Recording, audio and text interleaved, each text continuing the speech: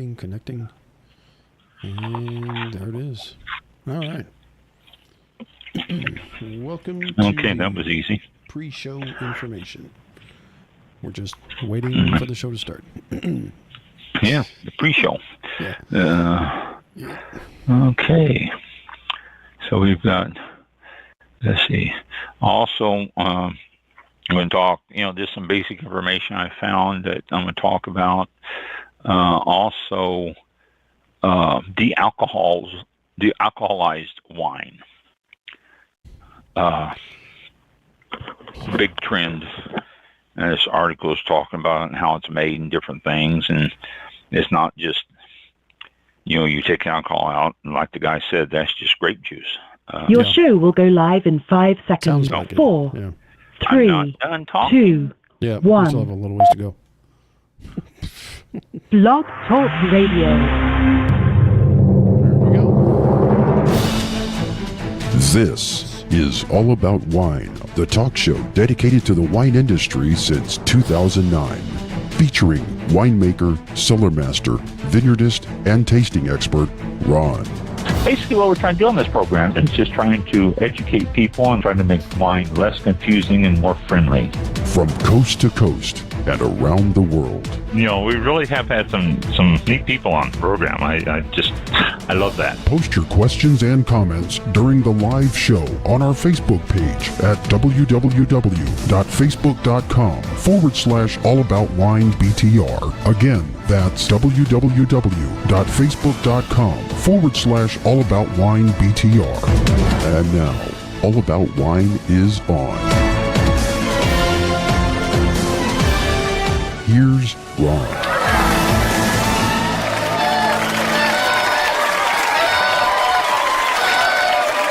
Thank you,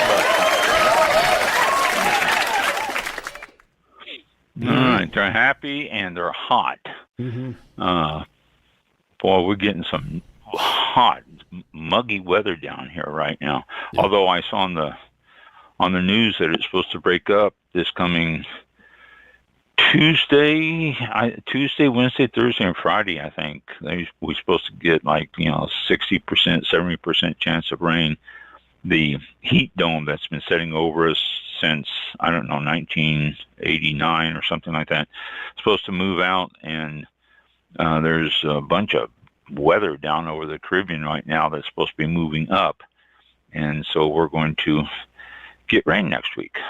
And so we may have a wet All About Wine next week. So the bus people might think about taking shelter or make plans right now. Mm-hmm. And hopefully that rain will break the weather a little bit. But we got this, what we call a moat behind the house, and it's usually about 4.5 feet deep. And it's about 3-4 inches right now. It just almost completely dried up. It's just unbelievable. I've never seen it so low. So we can use the rain.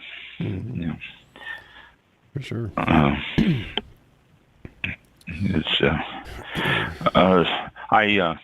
last week I said we have no holidays or anything coming up. I tell people about and all, and we do. We've got Father's Day coming up. Next Sunday, the 16th, which is a week from Sunday, and also the first day of summer is the 20th. D-Day is today. Victory in Europe, and the 19th is Juneteenth, which is celebrated more here in the United States than it is in Mexico. It's a Mexican thing, but it's celebrated more here in the United States than it is in Mexico. And I think the United States government actually has it as an official holiday, Juneteenth. The vet clinics, I got to notice that the vet clinics are going to be closed. So they only close on official government holidays. So I don't know. Maybe the Juneteenth is now an official government holiday. Who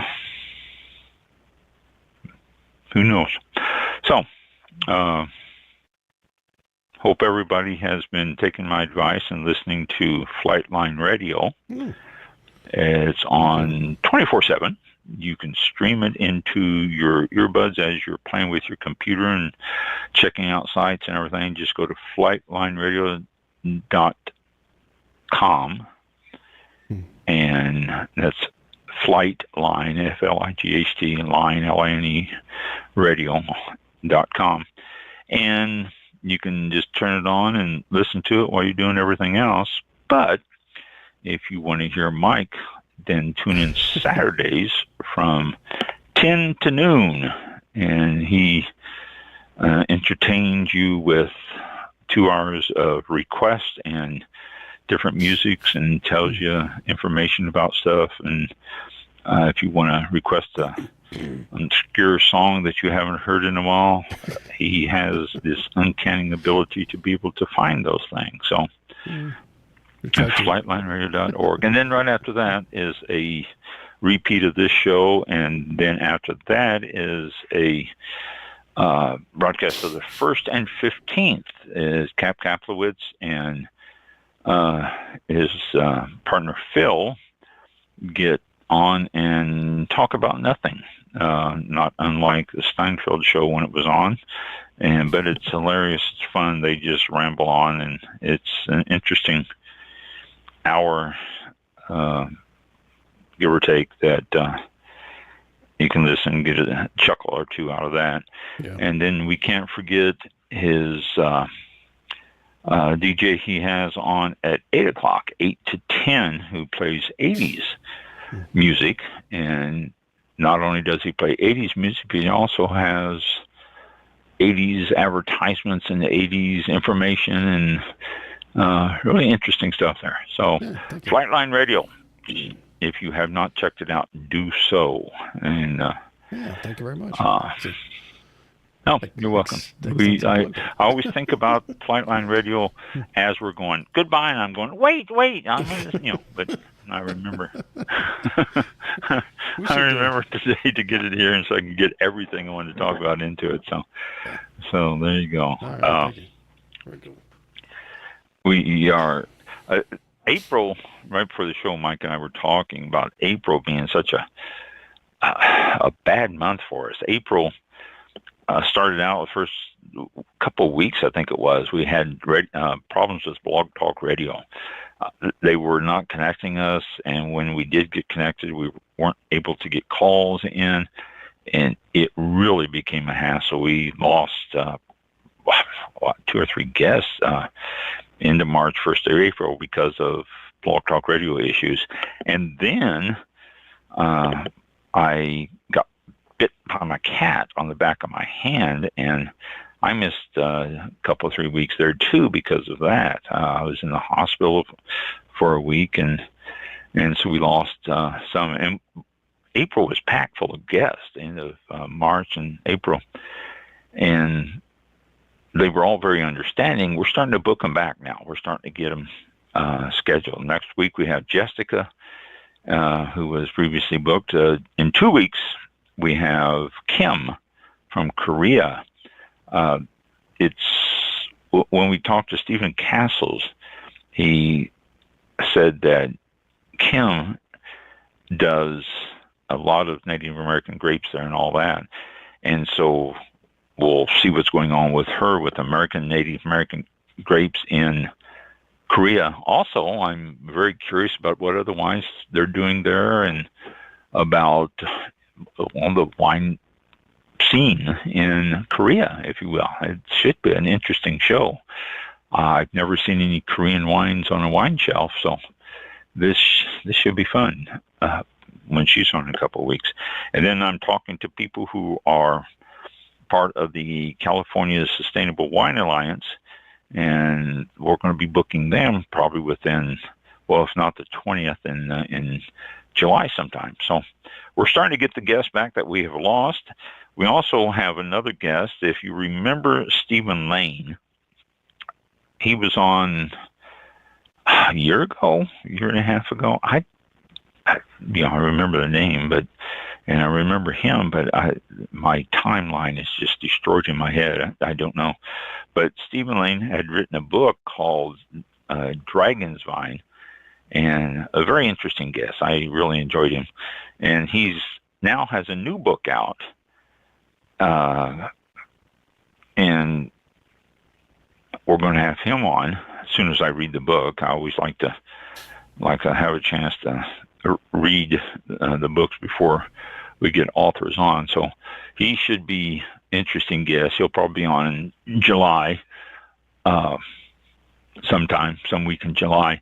So we've got a lot coming up here on All About Wine. So stay tuned with us and hang in there. We got a lot of stuff to talk about. We've got information for you every week. So Stephen, I've got Stephen Lane. He's a wine scholar, author, restaurateur, and hotelier. I don't know if it's sommelier or hotelier. Whatever. I don't know. Yeah, something like that. I gotta Whatever. figure that out. Is it an actual? Is it like sommelier? I don't. Hotelier. A sommelier. Yeah. He was sommelier, hotelier. Well, Yeah. I don't know. I don't know. He was on June 30th, 2022. Wow. Yeah, I didn't realize it was that long 2 years ago. Yeah. I didn't either. That's what I said. I didn't realize this. Yeah. 2 years. I mean, wow. Yeah. Well, he had that time to write his book. I mean, I think about it. Yeah, that's true. Yeah, Yeah, I guess books don't write themselves, and, it's true. and so Yeah. so All right. he's had time to write his book. Speaking of books, Italy in a Wine Glass. We talked to Mark. I can't remember his last name. About his book, Italy in a Wine Glass. Interesting. He is in England, and he and his wife have been very prolific in their authorships of books. They've been writing books since, what'd he say, the 1980s or something like that. But Italy in the Wine Glass is the latest one, and it was the one that he went into a lot of history, and then he talked about wines in the region. He'd talk about a certain region and the history of that region. Really, really fascinating. And I didn't get a chance to read the whole book. He sent me a copy, and so I've been reading that book, and it is fascinating. If you want to know any history about Italy, I mean, it's a wine book, but it is full of history of Italy and the Romans and monks and all sorts of stuff. He did a wonderful job of research on that thing. It's just fascinating. And then he talks about wines in the region, and then he gives some samples and stuff. But it is really, really a fascinating book. So, Mark, that's driving me crazy now. What's Millen? Mark Mellon. Yes. Millen. There it is. Okay, yeah. That's very good book there. I highly recommend that one. Also, if I enjoy reading, so these things are always fun, and especially about wine. But good history, good background on that thing too, leading up to the different regions. So got a lot of people coming up. Got some good shows coming up on the show here, and some good information coming on. Anything on your end you want to bring up before I start jabbering? No, Here, Mike. Everything's good. Yeah, just All right. I don't see. Tune into your show. Okay. Thank you. That- Yeah, thank you. Thank yeah. Okay. Yes, that too. But, yeah. That too. Yeah. Okay. Okay. I've just got some information for you tonight, different things that I've seen this week, talked about, and all that before. But I just saw a question here. This is from, what is this? This is from Wine Spectator's Wine IQ. It's just things. And throw them out. Just if you don't know, you will know. If you do know, then you go, oh, okay. A word, vertical tasting. You may have heard that. A vertical tasting is a tasting spanning multiple vintages of a single category of wine, usually a specific cuvee or specific wine from one producer. So you can have a multiple or a vertical tasting of Cabernet Sauvignon from Bayou Vineyards in Napa Valley, and they'll give you a tasting of a 2000, a 2004, 2008, a 2012, and to show how the different vintages change and how they taste because of weathers and stuff like that. Vertical tastings are really, really a lot of fun. Vertical tastings give you a chance to see how weather does affect the wine, how droughts and heavy rains or whatever can affect it. And so if you ever get a chance to do a vertical tasting at a winery or something, by all means do it, or have a party and have the people coming to your party pick a winery, any winery, have one person bring a certain vintage, have someone bring another vintage, and spread it out over 3 or 4 years and taste them and see the difference in those too. So those are fun. Those give you a chance to say how weather and things affect it. And if you do a vertical tasting of a certain wine, you call the winery, tell them you're going to be doing a vertical tasting, like some information on the wines. They will be more than happy to talk to you about it. Wineries are always very good about that. Question that was asked on this also is, it's a Dr. Vinny. If you get Wine Spectator, you may have seen that. Dr. Vinny is a wine person. Somebody asked about sustainable wines, biodynamic, and all that. He said, in response, he said, there's plenty of sustainable and green initiatives happening in the world. And he said it's probably more options now than ever. Wines have been treated with pesticides and other chemicals, and now they're starting to realize it's not good for the present health risk. And they also impact the environment. So they're avoiding chemicals. Organically grown wine is those that have not had any type of extra stuff added to the ground, anything. Organic farming does allow copper and sulfur sprays. Okay, so, that's something people don't understand. They do allow those, but it prohibits any synthetic chemicals. And organic takes it one step further, and only approved materials, no sulfites can be added during winemaking, although sulfites are a natural byproduct of wine, so there's a little bit of sulfites in all wines, but small amounts. So it's not really much. It's under 10 parts per million, so it's really rather low on that. But we were going to be talking within the next month, I'm not sure what date, to California Organic Initiative and find out about all this stuff, a little bit more detail for all this stuff. Let's see. Blind tasting. This is something we just talked about, vertical tasting. How about blind tasting? Blind tasting is a lot of fun, too. You don't know what the wine is. You don't know what the grape is. You don't know the vintage. You don't know the age. You don't know anything about it.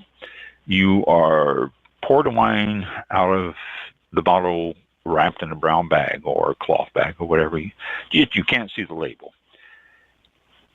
And it's a good way to examine the wine on its own merits. You look at the color, you smell it, you taste it, all this stuff, and you identify the wine by the characteristics it's supposed to contain. Blind tasting. Fun, educational, and really, really enjoyable. Again, get a party, bring a bunch of people, tell them grab a bottle of wine and put it in a brown bag. And so you don't get a bunch of the same wines too. You are the host. Call up Jim and Jeannie and tell them to bring a Cabernet, and then Bobby and Sherry, and tell them to bring a Merlot, and spread it out among the different people, so you had different wines. You're the only one that's going to know what it is, but you won't know whose Merlot it is or any other information, and have everybody bring in a brown bag and then do a blind tasting like that. Really, really a lot of fun also, and educational, very educational, so you can see the different wines and how they present themselves and all that. Well, I used to do, years ago, I did a lot of blind tastings. So we had a big group out in California, and we used to do blind tastings every month. Did it for 3 years. Every month, get together with a blind tasting, and it was great, educational. Learned a lot, and it morphed into snacks with it, and then a little bit more heavier snacks. And last couple of months before divorces and job changes and people being moved out of state, stuff like that, ended the last couple of months was full meals with the wine, which it had advanced beyond the original concept, but it was still fun.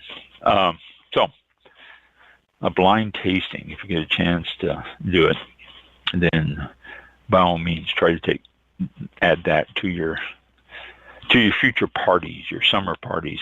And you can go with white wines too. You don't have to go with reds. White wines are just as interesting as reds when you start doing blind tastings or vertical tastings.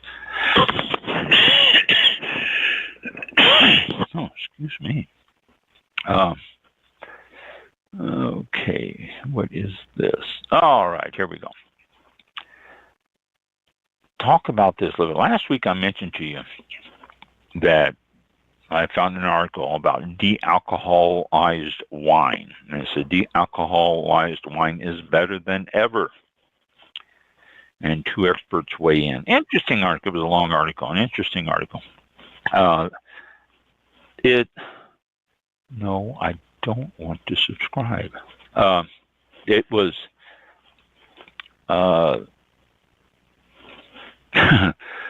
it was written in vague news,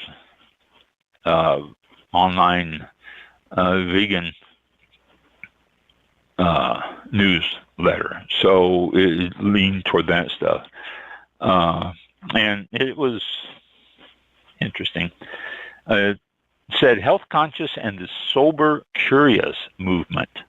Sober curious. That's new to me. I've never heard of the sober curious. I don't know how to define that. It opens up a whole bunch of different definition possibilities there.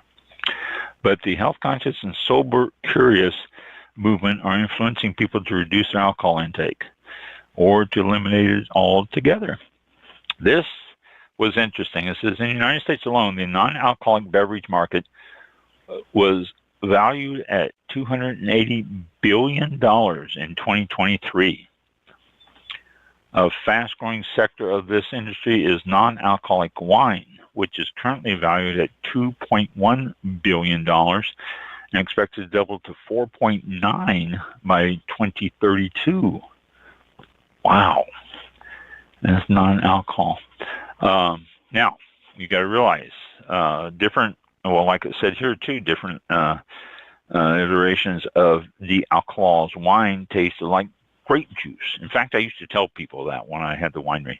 They said, you make non-alcoholic wine? And I'd say, you go down to the store and buy yourself a can of Welch's grape juice. And they'd laugh, and I'd laugh, and I'd go, no, I don't make non-alcoholic wine. But it's starting to become really a thing now. More so than, I would expect it to be, honestly. The process of making alcohol in wines, where you convert the sugar in the grape into alcohol. That's basically it. And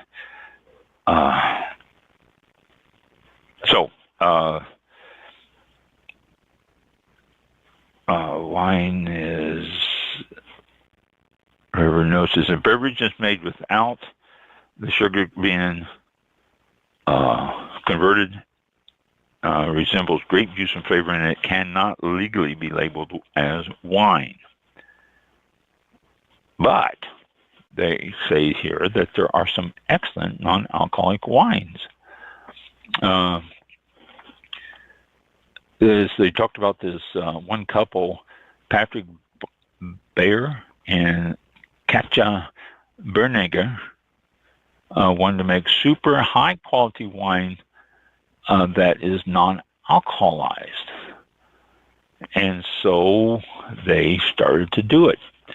And the couple did a mass tasting of 20 different non-alcoholic red wines from around the world, and they said they were disappointed by every single one of them. So the Zeronimo Leonis blend, Zeronimo Leonis, Leonis, Zeronimo Leonis blend 2021 was a non-alcoholic wine, and it received a 98-point rating. 98 points. It says this non-alcoholic version was made with a native grape. Now, these people are from New Zealand, and I think this Vague News is a New Zealand-based publication or article or whatever you want to call it. It's not United States, it's New Zealand. But they use blends of Blaufränkisch, Zweigelt, and Cabernet Sauvignon grapes from wines that were sourced more than 70 years old. They let the wine age for 2 years in new French oak barrels to develop it. So they actually did put some effort into it. They said that they don't see this as an alternative, but actually as an expansion of the wine range. Basically, the science behind it, is very simple. Actually, the maintain qualities in de-alcoholized wine, and this is a quote from what's his name here? I just said it, and I forget what it was. Patrick. Patrick said to maintain qualities in de-alcoholized wines and to preserve the authentic, noble aromas of high-quality wines, you must begin with a wine that is rich and complex in flavor and also full-bodied. Makes sense. Patrick employs a vacuum distillation and a patented aroma recovery method to achieve this. In a vacuum distillation, the wine is placed in a vacuum environment, allowing the alcohol to boil off at a low temperature of 80 degrees Fahrenheit, which is really pretty low. The aroma recovery method then extracts flavors and aromas from the removed alcohol portion and reintegrates them into the de-alcoholized wine. The initiative and patented method used for Zeronimo wines takes 3 to 4 days and involves a very complex process. He said in order to maintain the maximum wine characteristics, the process does not involve the addition of sugar or other additives. So, that's basically what it is. The intensity and aromas and the richness of wine flavors that can be preserved with such methods are unbelievable, he says. They pride themselves in not using any animal-derived ingredients, which he says his wine is vegan, which not all wines are vegan. And this is something I'm always wondering how, I won't get into that. But he says these wines, because they are vegan, pair well with plant-based food, which would be all food, I guess, for vegans, plant-based. They suggest the Zeronimo Sparkling Select will go great with cold cucumber salad, glass noodle salad with tofu, crispy vegan spring rolls, and warm sweet potato salad with vegan feta. I'm sorry, I'm just not salivating over that description. I'm sorry, I'm not vegan, I'm a meat eater. It says, especially the reds can offer unique, exciting ways from their alcoholic counterparts. The finish stays longer and leads you to the next sip. It is just a bit more cold and bitter than the typical warm flavors. The mouthfeel is more refreshing rather than warm, and it also has middle body rather than full. So I guess if you're looking for those, that's going to show it there. You know, that's on the reds. The Boulder Zero Nemo Leanness blend pairs well with vegan pizza and pasta, pulled mushroom wraps, salad with fried chickpeas, and a miso eggplant with sesame rice. Okay.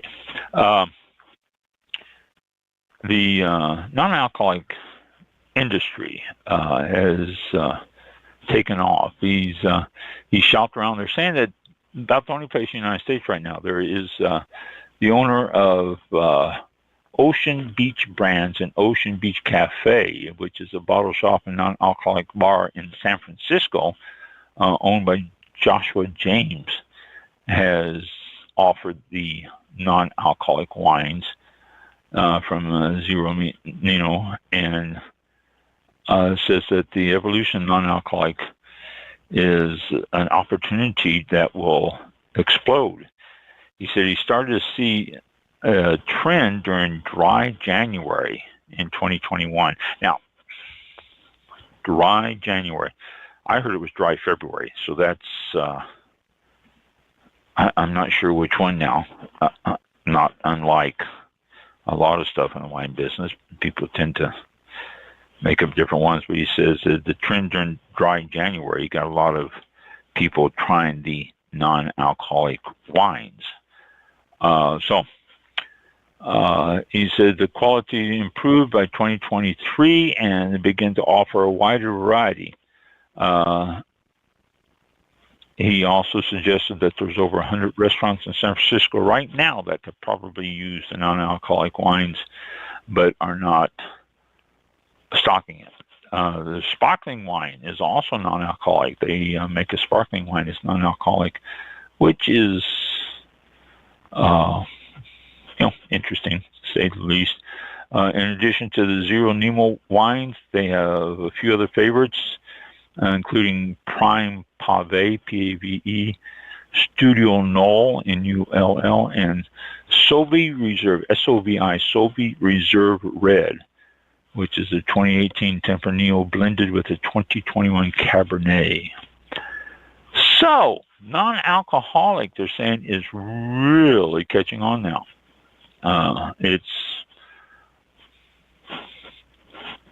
It's not a trend. It's going to be around. It's going to be around forever. You don't just pull the alcohol out and say, here, this is non-alcoholic. This is what we're offering. They did it right, I think. If you're going to have it, you need to make it wine and pull the alcohol out. And there has to be a method to pull it out without losing flavors. What they do is they put the flavors basically back in. They pull alcohol out and use the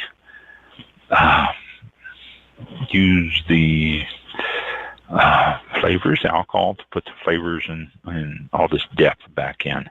So, maybe good. If you have any, as always, I tell you, email me if you know any or have tried any of these non-alcoholic wines or something. Then let me know what you think. I don't particularly look for them because I've always thought that, well, Welch's does a much better job at no alcohol in wines, and so I'm not going to worry about trying to find non-alcoholic wines. But if you do find ones that you find interesting, you want to talk about it, want to try it, then let me know, and I will and see if I can't find one myself. Who knows? Maybe I might find one that I do enjoy and that is worth my time. Okay. So much for that. Let's see what else we got for you here.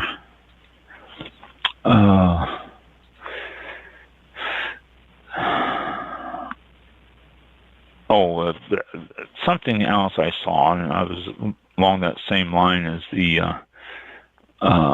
non-alcoholic wine. No, I don't want to sign up. I'm already signed up.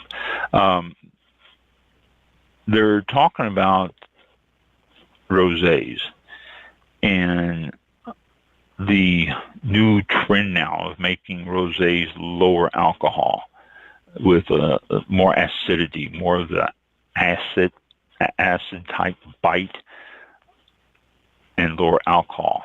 So it gives you a good flavor profile, but it's low alcohol. You've got the wine color and the acid, and because of the trend now out there of lower alcohol, it's got that. And the question on this article is, are they lower quality? Are these as good as a rosé that's a little bit higher in alcohol and balances out that acid? And basically the article says, yeah, they're very good now. Again, the wineries are coming out with some great wines. 9% alcohol by volume is very common in a lot of rosés now, and they're not fermenting it fully dry. They're keeping that little bit of sugar in there, but the acid tends to cover it up a little bit. And so different wineries are cutting back on that acid. Now, here's something else, though. Gerald Bertrand, who makes a range of rosés from soft, fresh, and affordable ones to his super premium Clos de Temple, which is a barrel-aged biodynamic rosé at 14.5% alcohol by volume. And that retails for more than $200 a bottle. Whoa, I'll let you get back, to the show again there. That sort of knocked everybody over, I'm sure. $200 a bottle for a rosé. You're thinking, how can a rosé be that good? But they said they keep as much freshness in it as possible, and it's made to be drank in the first year or year and a half after harvest. So that's what you're looking for. The lower alcohol rosés are going to be a little bit higher in acid, but they're still going to give you that freshness, that little bit of sugar bite, a sugar taste, a sweetness to it. I shouldn't say sugar taste, sweetness, a little bit of sweetness to it, and it's an interesting approach. The one with 9% ABV is not fully fermented dry, so it's still got that little bit of sweetness to it and all that. But to answer the question at the top of the article, is lower alcohol rosés lower in quality? No, definitely not. There are some really good rosés out there. I don't know if it's a $200 rosé, but there are definitely some good rosés out there. Okay. Let's see. Something else. We've got some wine things going on this summer here. One in Pennsylvania. I'm always talking about California. Let's go to Pennsylvania. I say up because everything in the country's up from here. Liberty Wine Fest, to include some central Pennsylvania producer that features Saperavi. No, I don't want to subscribe to this. I'm sorry. That includes Saperavi and Pinot Noir. And it's the inaugural Liberty Wine Fest. This is one of several festivals that Pennsylvania Wine Association has planned for this summer. And this one's going to be this Saturday, 11 to 6. So if you are in Pennsylvania, check this one out. It's 11 to 6 this Saturday, and the first Liberty Wine Fest that the Pennsylvania Wine Association is putting on. What do? They block me out of this unless I subscribe to it. I don't want to subscribe to it. I just want to talk about this article. Okay, so I'm trying to promote it, people, and you won't let me.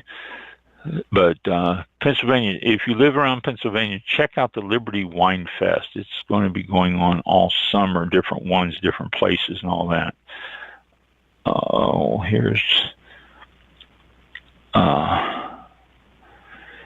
Catalonian region, Penedès. I think this is in Catalonia. Okay, the Penedès region, Catalonia.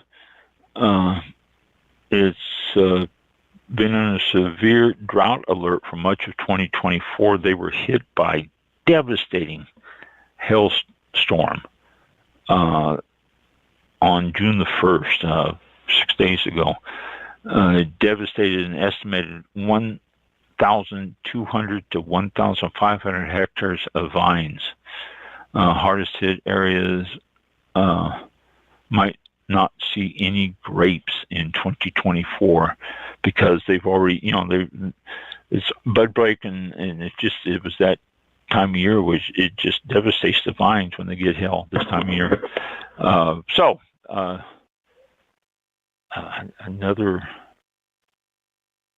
Another bad weather event. They said some of the vines were hit so hard it just stripped them. The only thing that was left was just a trunk standing up.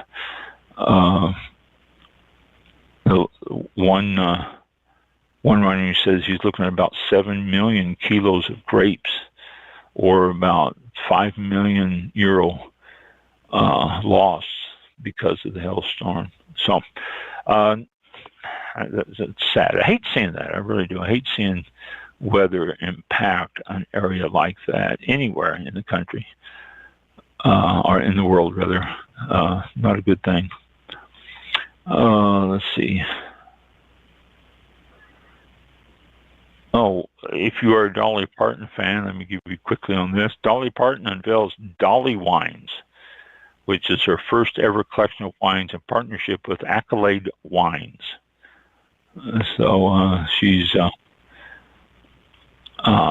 went in partnership with Accolade and just came out with their new Dolly wine.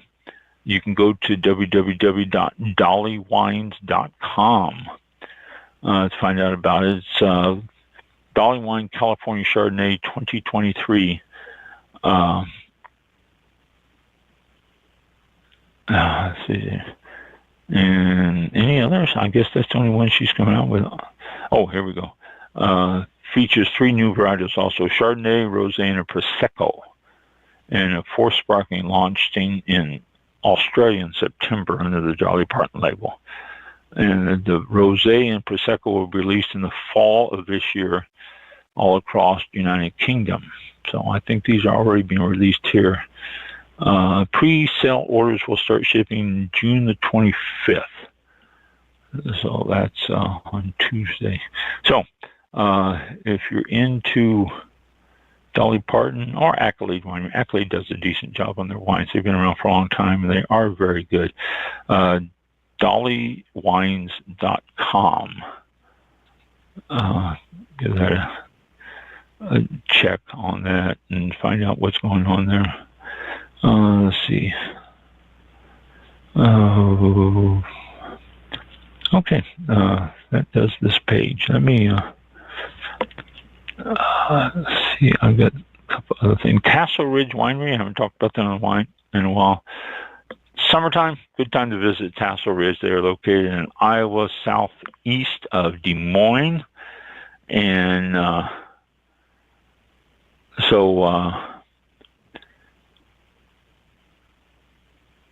go check them out. They have all sorts of stuff going on there. They got a big variety of wines, and I don't know. I guess they're doing full tastings again now. I'm not sure. They have a wine, dinner, and murder mystery coming up on July 13th, which is day after tomorrow. No, next week. Next week, the 13th. Yeah, next Thursday. The reservations need to be in. Oh, July 13th. That's a month. This is only June. Reservations need to be in by July 11th. They got a casting reception at 6, and dinner, seating, and show, and wine at 6:30. So the cellar will be quiet this week. Let's see. I guess they're still into. I can't read it. I guess they're still doing full tastings. I'm not sure if you have to have reservations for tastings or not.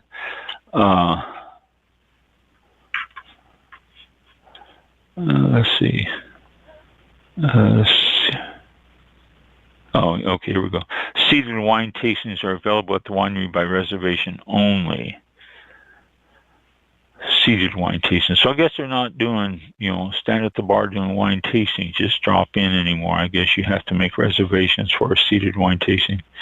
You check out their Facebook page, Tassel Winery.com,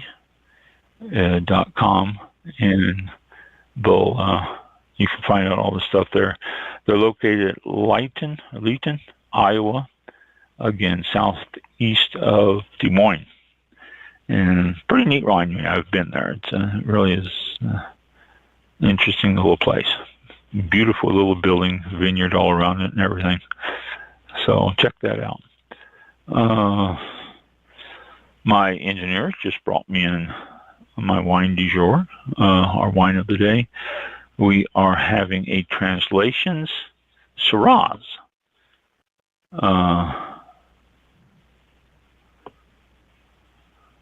Where's this from? This isn't.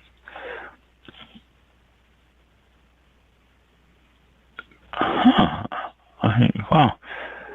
Translation Syrah. The expression of a great wine transcends language barriers. Translations wines clearly express the flavors and aromas your senses will fully embrace. Ruby-colored and full-bodied, our Syrahs boast flavors of strawberry and ripe red fruit. You enjoy the silky smooth tannins and long, warm finish. Pairs nicely with hearty red meat, stews, and pastas. Bottled by J. Garcia Caron. Where? It's not in the United States. Avda de Murcia, Spain. Here we go. Okay, it's Spanish. Okay. Imported by CIV Inc. in Miami, Florida. Contains sulfites. Products of Spain. Red wine. Government warning for us here. And they even got the date it was bottled on it too. They want to be sure they check all the boxes shipping it here to the United States. Jumilla, Jumilla, Jumilla. I guess that's the name of the winery on Jumilla. Dominican de origin Portuguesa.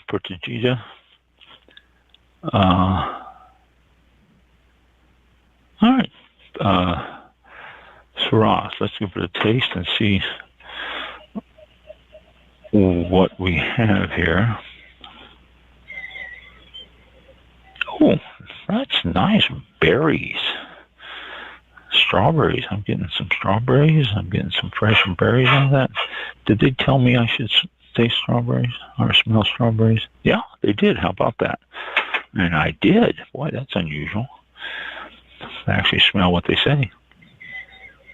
No, yeah, good strawberry. Nice dark color on it too. They say it's dark. It is a good dark color.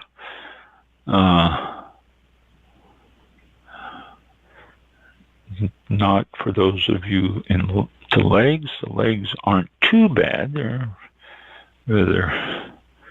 well, there they come.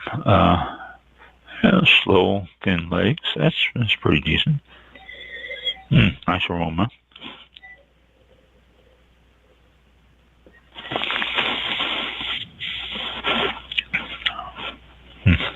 Again, never judge wine on your first sip, always your second.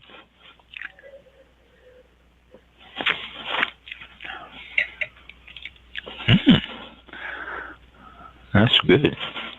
Tannins. There's some decent tannins there for Syrah, you don't expect them. I wonder why they call it Syrah. That's interesting, because the only place in the world they call it a Syrah is Australia. And yet this is bottled in Spain, and they're calling it a Syrah. That's an interesting look at that. Nice finish. Very, very nice finish. A little warm. You can taste the alcohol in the finish there. That's not bad. How much alcohol is this? 13% alcohol by volume. So not particularly high, I would say, but you can taste the alcohol in the finish. But that's nice. That's a nice Syrah. It's got some good body to it, good mouthfeel. The flavors give you some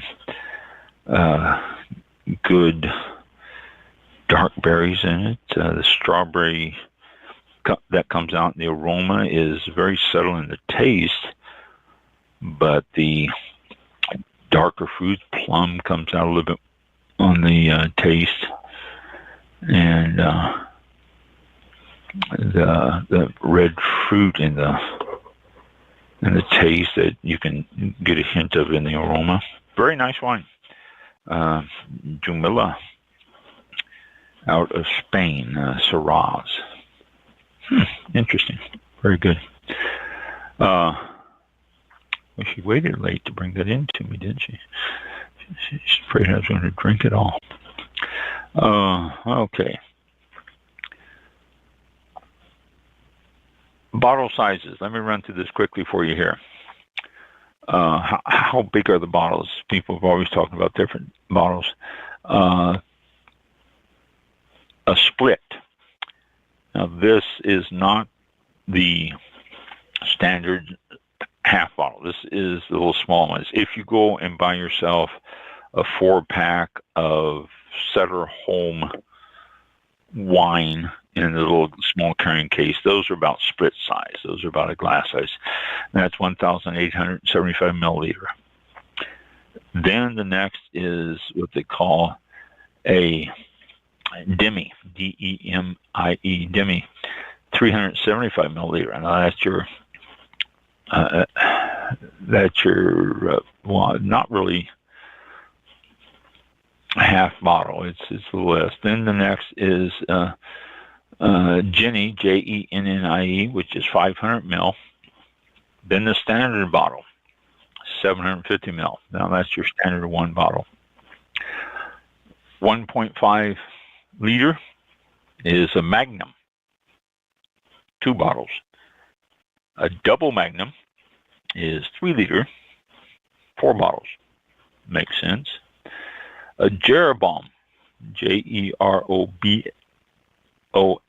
Jeroboam, 4.5 liter, that's 6 bottles. Then the Imperial, 6 liters, and that's 8 bottles.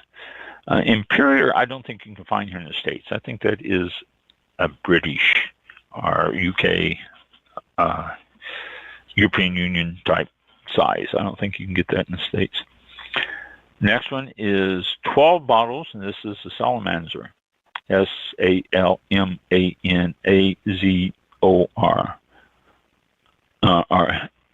R-A-R, and that's 9 liters. Next, Bethazar, Bathazar, Bathazar, that's 12 liters. That is 16 bottles. And then the biggest bottle that is actually made use is a Nebuchadnezzar. And Nebuchadnezzar, Nebuchadnezzar. It's 15 liters or 20 standard bottles of wine.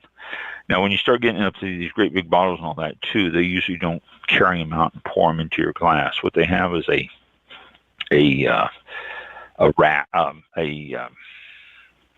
carriage rack of the old thing. They set it in, they tilt it forward, and it swings forward, and it's got a balance on it so it doesn't fall over. And they fill up a decanter with it and stand it up straight, and then they pour from the decanter. And that's the standard way they do the bigger bottles. Salamander, the Bathazar, and the Nebuchadnezzar are all usually put in one of these racks. So that is bottle sizes for you there that you may or may not be interested in, but next time you're at a restaurant, ask for Nebuchadnezzar, and they'll say, "I'm sorry, sir, we don't carry that here." Okay.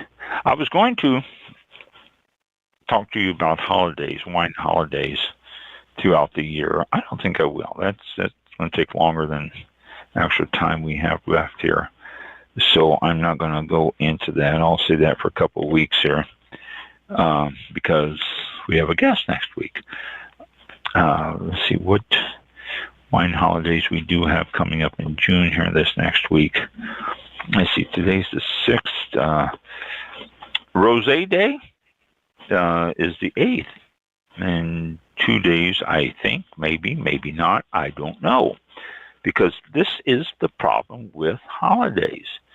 Rosé Day was told to me. I spent about 3 hours this couple of days ago on the computer trying to find wine holidays and different ones, and I found a whole bunch of different sites, and I'm looking at them, and one of them said Rosé Day is the 8th, and then another one said Rosé Day is the 13th of June, and then another one said Rosé Day is the 4th Friday in June, and then another one said it's the 2nd Saturday in June, which is this Saturday.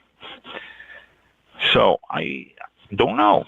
I don't know which one is Rosé Day. It's either the 8th, the 13th, or the 28th. I suggest you have Rosé all 3 days.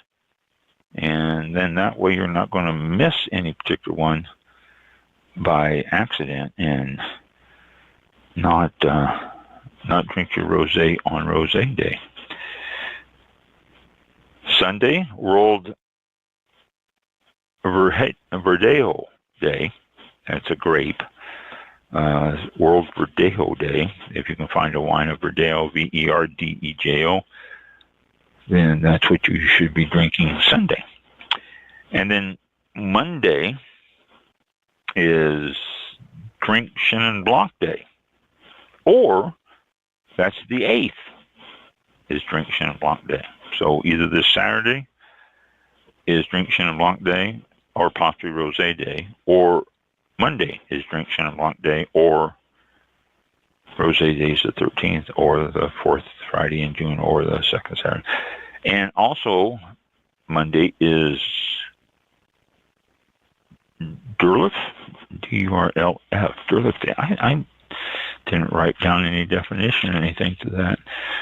Before we leave, let me look that up and see what that is. D-U-R-L-F. D-U-R-L-F.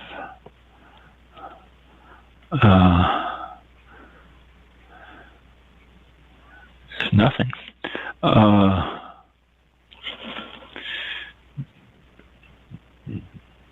T-R-I-F, possibly? I'm going to have to... Oh, D-R-I-F. There it is. It's D-R-I-F. That's Monday, Durif Day. It's another name for a Petite Syrah.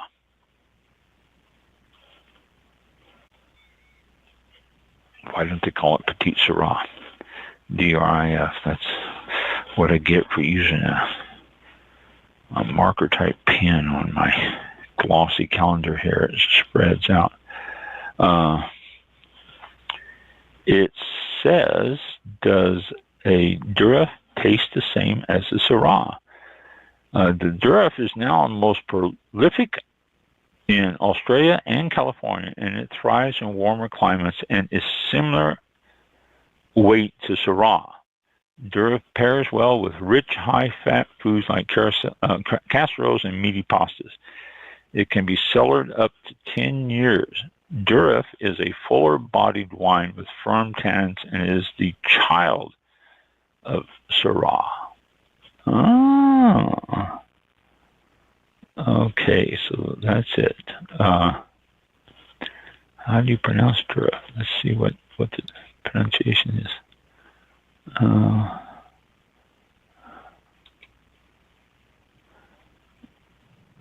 Durif. Okay, there we go. I got you. Heard you the first time.